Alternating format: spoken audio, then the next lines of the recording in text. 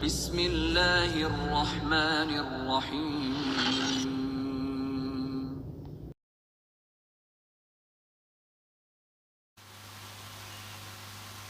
Biasanya ndak ada awak ndak tentu oleh sombong.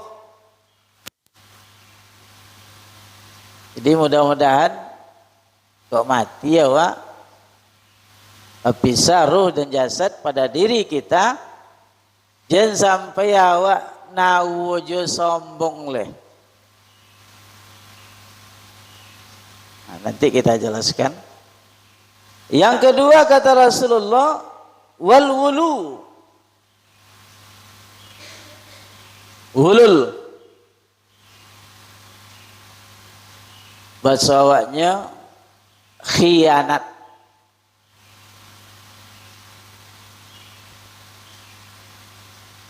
Yang ketiga kata Rasulullah, waddaini, hutang.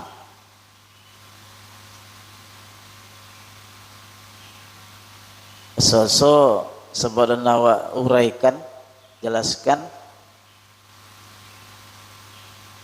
paham awak saudara ini. Sombong, tak kodok dibicarakan sombong kan? Cuman sombong tu tak je pai pada dia awak.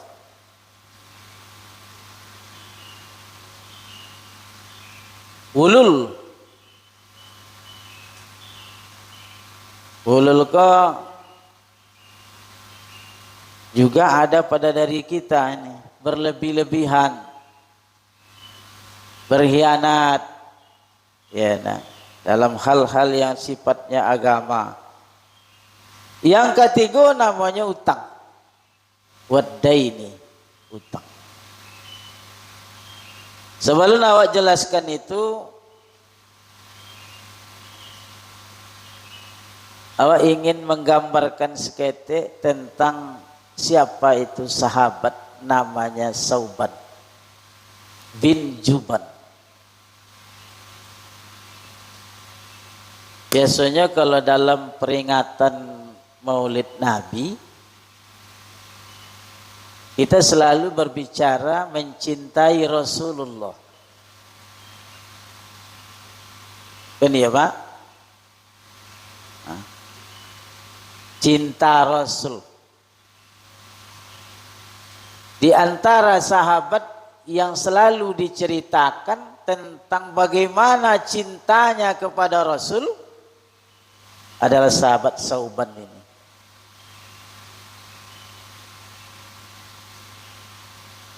Begitu cintanya Sauban kepada Rasulullah sallallahu alaihi wasallam, maka Sauban ko pada suatu ketika ditengok di Rasulullah mukanya pucet, badannya kui. Maka Rasul bertanya ke inyo, wahai Sauban, apakah engkau ini sedang sakit? Biasa kalau pucet muka awak, badan kui itu tanda awak. Nah, beda dengan hari-hari biasa. Sebelumnya, badan Sauban ke dia seorang budak kulit hitam, agak bagus badannya. Tapi satu ketika dilihat oleh Rasulullah, Sauban ke mukanya pucet, badannya kui. Apa gerangan yang terjadi pada engkau wahai Sauban? Ditanya oleh Rasulullah, ya Rasulullah, saya tidak sakit ya Rasulullah. Tapi saya selalu terpikir oleh saya, bagaimana nanti suatu saat saya berpisah denganmu. Itu yang dipikirnya Pak. Ini bisa boswo ya Rasulullah, tahu dia sahabat setia Rasulullah, pelayan Rasulullah. Tapi dia berpikir kalau suatu saat Rasulullah meninggal dunia, tidak akan boswo jadinya oleh. Nah, Begitu sedihnya dia memikirkan seorang yang dia cintai yaitu Rasulullah. Bapak cara kalau isuk berpisah aja Rasulullah. Kalau kini aja hidup. Kalau tidak basuh aja Rasulullah, kui badannya, pucik muka. Apalagi isuk. Maka sahabat ini bertanya kepada Rasulullah, ya Rasul, lekan mungkin awak sok bersama di surganya ya Rasulullah. Ada awak cinta ke Rasul cenda itu, Bu. Sampai kui badan awak dek mikir Rasulullah. Bapa cawoi selalu bersama dengan Rasul tidak ada, Bu. Buktinya apa? Salah satu sunnah Rasul kecendiko Rasul itu selalu dia bersama sahabat, memberikan ilmu kepada sahabat. Berbondong-bondong sahabat mendongaukan ingin meminta nasihat dari Rasul. Tapi yuk kini ada macam itu, Bu. Ialah sabit batang mah. Man ahya sunnati faqad ahabbani. Siapa yang menghidupkan sunnahku, kata Rasulullah, berarti dia mencintaiku.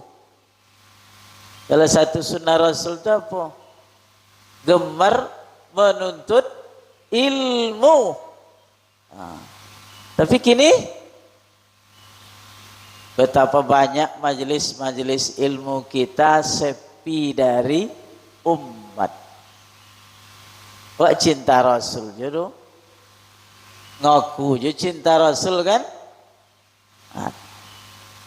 Sedangkan sahabat Sauban yang kita ceritakan tadi, begitu cintanya dia dengan Rasulullah, menjadi pikirannya selalu bagaimana nanti sekarang Rasulullah masih hidup, kalau mati leka mungkin bersama aja Rasulullah jule. Begitu sahabat Sauban ini. Dia ini juga dalam perang sahabat yang pemberani. Jadi kalau diajak berperang, beliau pemberani. Maka terkenal namanya Sauban ini. Ini sedikit gambaran sahabat yang mulia namanya Sauban bin Juban. Jemaah dimuliakan Allah Subhanahu wa taala, karena tadi sudah kita bacakan hadis dari beliau, maka awak sampaikan seketik secara sederhana. Dalam hadis yang beliau riwayatkan ini, ada 3 perkara yang harus kita tinggalkan sehingga nanti ketika ruh kita berpisah dengan jasad, ndak hanya 3 ko jenado judi awak lah. Mudah-mudahan amin. Ya nah. Yang pertama kata Rasulullah, siapa yang berpisah ruh dari jasadnya dan dia bebas dari 3 perkara. Yang pertama, al-kibru, sombong. Bicara kita tentang sombong, banyak hal yang membuat manusia ini jatuh kepada perilaku sifat sombong. Banyak pakau yang membuat awak kau bisa sombong. Jemaah yang dimuliakan Allah Subhanahu wa taala. Antara lain jemaah yang dimuliakan Allah Subhanahu wa taala, awak apabila awak merasa lebih tinggi dari orang lain, itu tandanya kita sombong. Tidak tinggi badan, Bu. Menganggap orang lain rendah, kita ini tinggi, kehormatan kita, kemuliaan kita, ilmu kita, harta kita. Nah, kalau nyawa awak sombong dong, merasa lebih.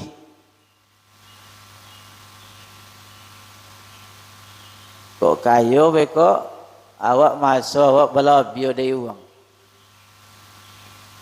Kok pangkat beko awak masuk belabio dari uang. Kok ilmu beko awak masuk belabio dari uang. Enak. Apa boleh bu? Oh, kok masuk belabio? Uang lain levelnya di bawah awak.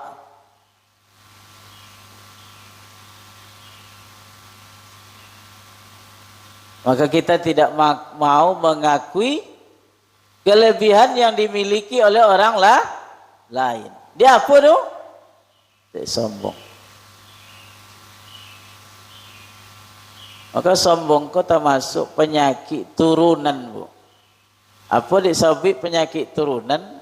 Ini memang diturunkan oleh iblis dulu. Iblis kenapa dia tidak mau sujud kepada Adam?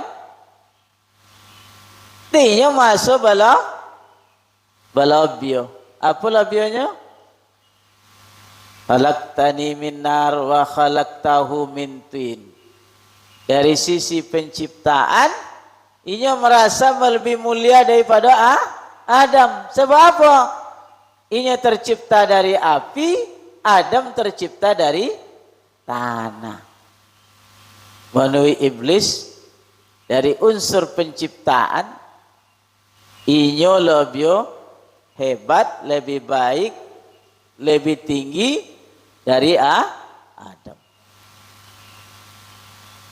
Jemaah ini dimuliakan Allah Subhanahu wa taala. Sehingga kalau dari segi kepentingan, ia merasa dia ini lebih berkepentingan daripada orang lain.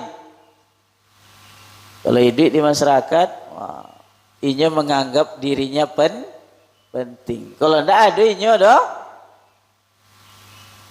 tidak akan selesai apa yang dibuat. Atau makanya kalau sombong tu ada di awak bahaya. Maka sombong itu apa? Bataral haq wa ghamtun nas. Menolak kebenaran dan merendahkan orang lain. Kalau hanya diberi petunjuk atau ditunjukinya tentang sesuatu, dah nemo bu. Apalagi yang baik petunjuk tu, menuinya, dibawainya. Maka banyak orang tak mau nuntut ilmu dengan guru wirid, dengan guru-guru. Dia apa? Inya masanya lebih hebat pada guru yang maju dulu. Itu bahaya, bu. Padahal dia punya kesempatan, punya waktu. Tapi siapa yang maju dulu? Siapa yang bayi wirid dulu? Siapa yang bayi kuliah subuh dulu? Dek si anu. Kalau si anu darah bawa baru. Kalau muda budenya wajib potong, bu. Jemaah dimuliakan Allah. Itu bahaya sombong. Padahal yang diajarkan itu, yang ditunjukkan kepadanya itu yang benar. Itulah ada doang. Batarul haqqa. Mau menemo kebenaran dulu. Padahal dia belum tentu punya ilmu yang itu, diajarkan itu. Tapi dia merasa lebih baik, lebih mulia, lebih terhormat, lebih penting daripada orang yang memberi petunjuk tadi. Sehingga ia memandang rendah orang lain. Ini banyak loh, Pak. Kalau tidak sesuai jadinya pengajian loh. Walaupun bono yang disampaikan, ndak kan dongau ya. Tapi kalau yang sesuai je selewanya, bono ndak dongau deh. Maka ada di majelis-majelis, di masjid-masjid, di musala-musala, uang mendongau kajian kau sesuai dengan selewonya. Kalau sesuai selewo, duduk orang ngedongau kaji itu deh. Kalau tidak sesuai selewo, pulang. Jadi kajianku punya menuhi selewo. Menuhi selewo. Kalau menuhi selewonya sesuai, dongau deh. Kalau tidak sesuai, ini sediakan awakku diberi oleh Allah anugerah akal, ya enggak? Itu guna untuk memilah dan memilih. Kalau ada yang disampaikan de ustaz tu kurang berkenan di awak, jangan dipakai. Kalau ada yang berkenan, ambil. Ya awak kau mendongau wirid kau kan jadi mustami', tukang dongau. Tukang dongau kau ada filter. Kalau awak sesuai, ambil. Kalau tidak sesuai, biar aja lah. Jemaah ini muliakan Allah Subhanahu wa taala. Makanya sangat bahaya kalau mati awak mombok sombong kok. Maka Rasul katakan, hadisnya hafal oleh kita, la yadkhulul jannah man kana fi qalbihi misqala dzarratin min khardalin.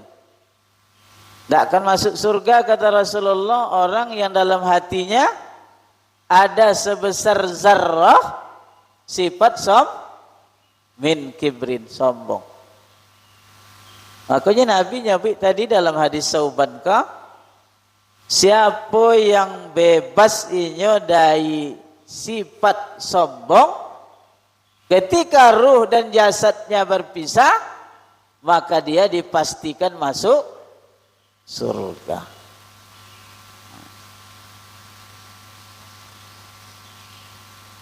Bisanya kah? Mudah-mudahan ni nak. Jalan awak mati ndak tangge sombong tu di hati awak. Jadi bos sombong tu mati. Kalau bos mati ndak masuk surga, kata Rasulullah.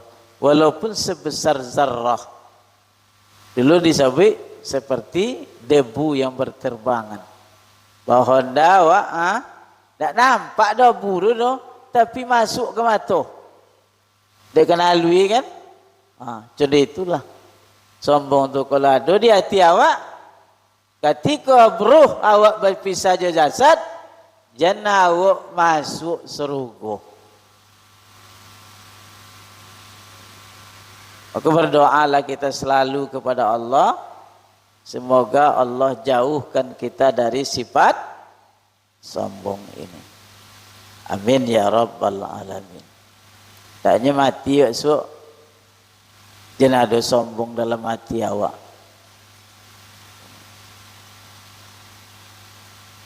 Maka dululah pernah hamba sampaikan, bapa cawo membuang sombong ke dalam diri awak. Ibu,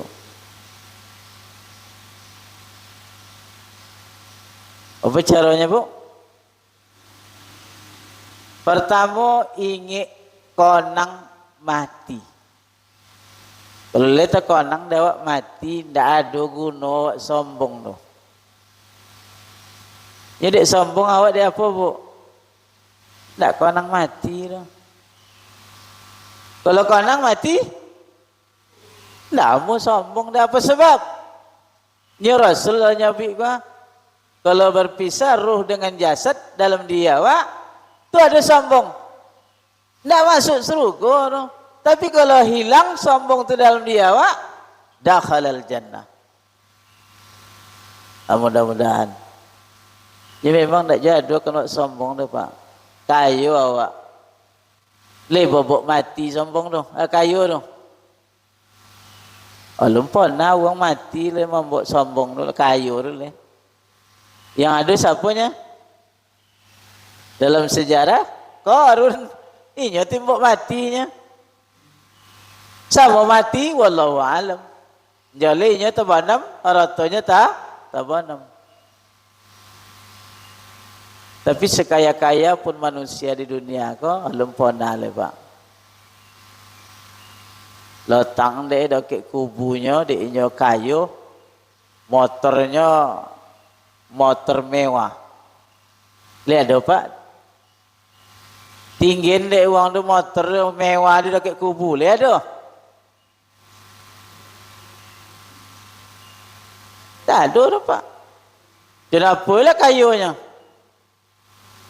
7 turunan kekayaannya. Apa tak bisa diboli deh. So dia kalau leba guna kayu waktu itu letaklah di kubur. Pangkat. Tak ada guna Pak. 5 bintang. Leba baju bintang lo kata kolong kubu. Kotong takut malaikat mungkar nangkir ke bintang 5 lo. Tak takut ni Pak. Angkat, ya nak. Apa lagi yang buat kayu sombong tu? Ancak, ganteng. Kalau mati awak, lihat ada ancak ale bu. Ancak-ancak uang, dia inyo mati. Aja kubur le letaklah di rumahnya ancak. Saya ganteng-ganteng uang, kalau mati, lihat ada tinggi le bu. Tak ada le bu. Tak ada orang ni seorang juru. Ancak bayuk lah. Pokok kan dihantarnya ke kubu. Ganteng bayuk lah. Pokoknya ke dihantar ke kubu. Dia apa?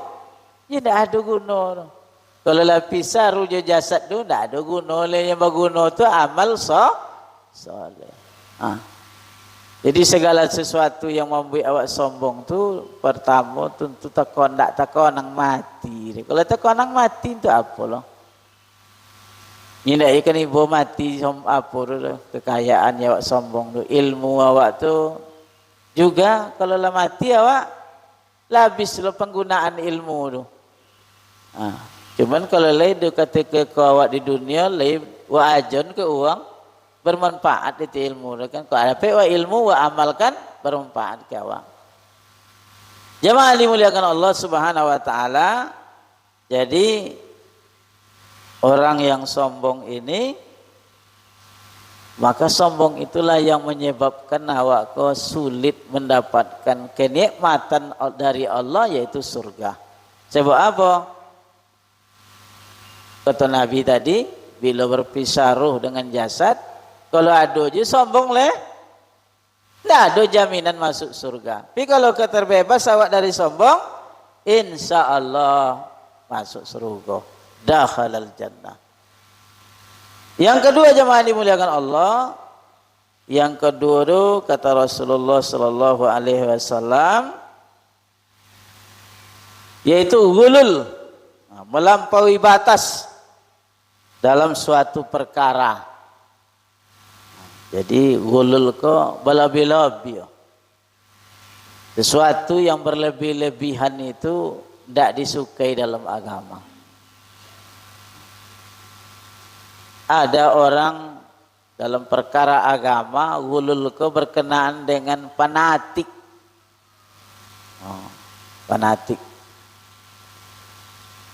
Kalau tiba penyakit fanatik itu untuk uang ndak botwi untuk inyo aja botwi.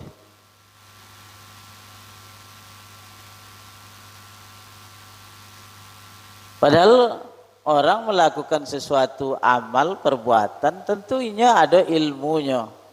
Siapa yang mengajarkannya dapat ilmu dari dia. Maka kalau kita mengajarkan ilmu, biarlah masyarakat itu yang menilai. Ya nawak lah nyabui lah. Kadang-kadang itu tadi bu, dek penatiknya ke gurunya, Belobio-bionya. Jadi ya sederhana aja lah Bu.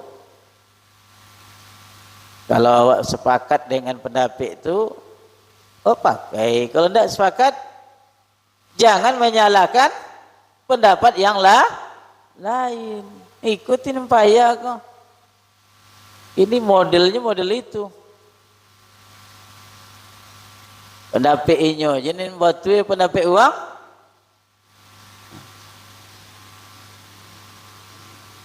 Jadi jangan.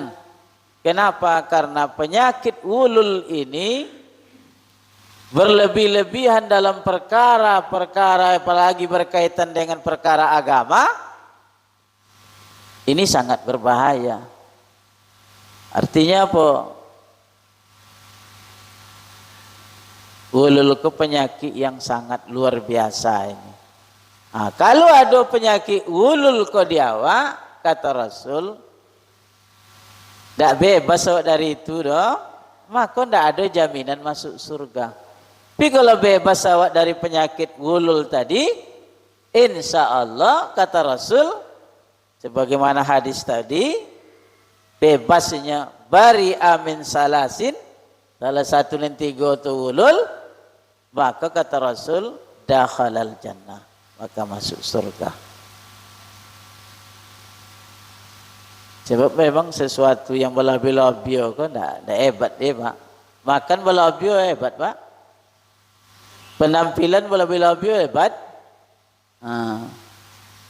Soalnya ibu-ibu kalau dalam hal berhias juga kan.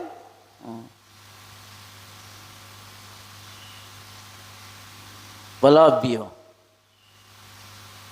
Ini tidak ada nih belabio kan ini hebat. Yang diawak disuruh tentu sederhana, ya, nah, tanpa mengurangi nilai yang seharusnya kita taati. Nah, jemaah dimuliakan Allah Subhanahu Wa Taala. Perkara ketiga kata Rasulullah, kalau awak bebas dari ketiga itu tadi, yang nomor 3 kok, ketika ruh awak berpisah dari jasad, maka kita insya Allah dakhalal jannah. Apa yang ketiga? Wadain, hutang. Nah, awaklah selalu mendengar bahwa salah satu penyakit umat hari ini adalah gemar berhutang. Apun diboli, padahal piti ado nyelewo coba hutang lah.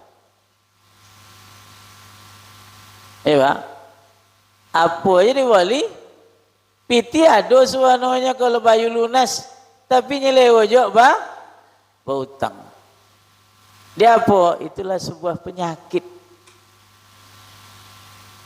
Waktu sodo-sodo yang dipakai dalam hidup dari hasil hutang.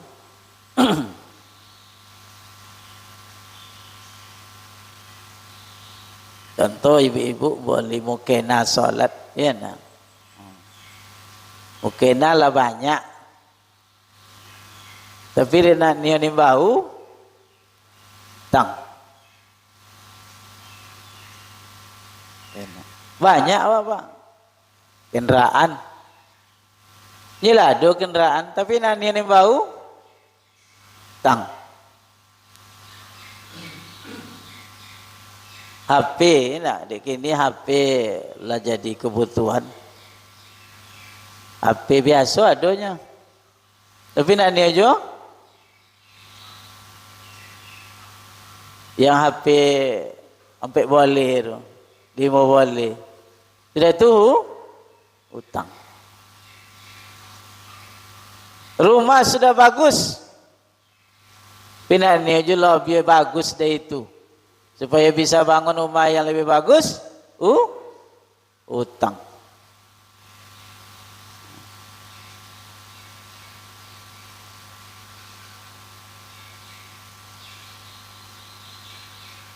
Ada dulu orang berprinsip,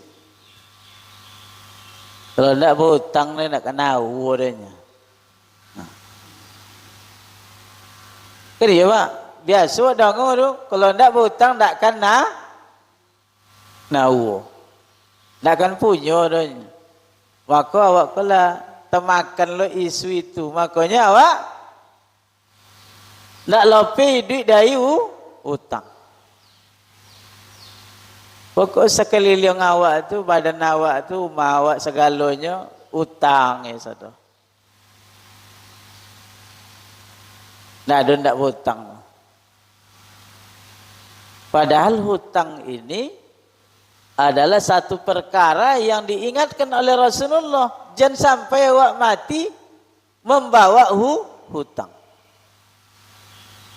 Sebab apa kalau mati membawa hutang? Resikonya banyak. Pertama joleh, kalau hutang kau tidak dibayar, tentu awak akan terganggu kita karena kita masih punya hutang. Beko awak kalau mati jo, awak hutang, tidak dapat dek keluarga bayar hutang dulu. Lah terganggu lo keluarga dek hutang awak. Oleh karena itu maka mari kita hindari berhutang ini. Nikmati aja apa yang ada.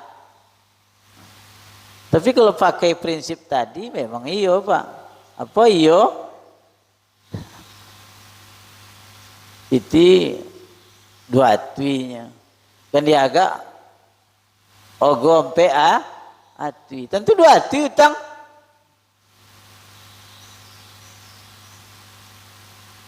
Anggaran dua tuinya ningkan diwali ompe ati maka utangnya lebo. Apalagi awak lah doke bakat tuan tutu awak lah baun tanah lah tutu juneko aja bau utang jule apa je kan kan. Dia berhutang dulu. Nikmati aja yang ada. Pada sakit palu deh. Ya kan, ponyong berpikir deh gara-gara hutang kok. Maka jemaah yang dimuliakan Allah, perkara gemar berhutang kok merupakan penyakit kita hari ini. Kalau ditanya awak, bahkan kata kawan bercerita ketika menemo SK lah banyak bang doke tampik nemo SK. Kalau temo SK P3K kan misalnya ada tawaran mau ngambil apa, utang apa, silakan. Maka istilah kalau dunia orang pegawai bahasa sekolah sekarang. Sekolah kan. Kalau tidak sekolah no, tidak kena uang. Itulah bahayanya bu, hutang kok. Maka kebiasaan berhutang kok, mari kita sama-sama kita hindari.